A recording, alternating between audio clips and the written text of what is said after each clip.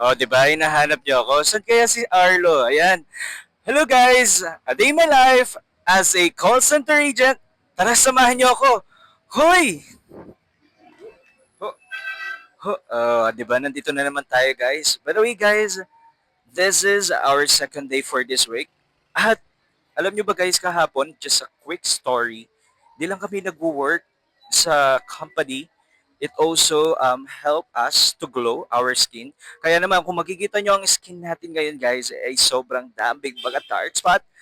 Pero guys, ang nakakatuwa dito, in process na yan, ibig sabihin, pwede na silang mawala since nagkaroon na ng treatment. Kaya naman guys, tingnan natin kung may magbabago sa mukha natin. Tingnan nga natin. Oh, di ba? Walang nagbago. Ayun guys, nandito pala kayo. Kumusta naman kayo guys? By the way guys, caller na ako ngayon. O, isa pa dito, isa. Isa pa, dalawa, tatlo. Siyempre, tayo ang dakila na pinakauna talaga at hindi magpapahuli sa trabaho. Wala pa tayong kasama. Mamaya, magkikita natin sila guys. Tara. O, di ba? Nandito na tayo sa office guys.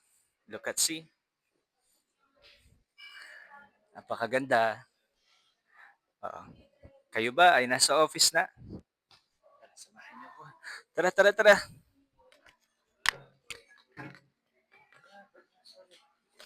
Ala, ba't nasa rep ka? Welcome. Oh, syempre, nandito tayo sa kusina. Guys, look at. 'Di ba? Very interesting talaga. Talon-talon pa tayo.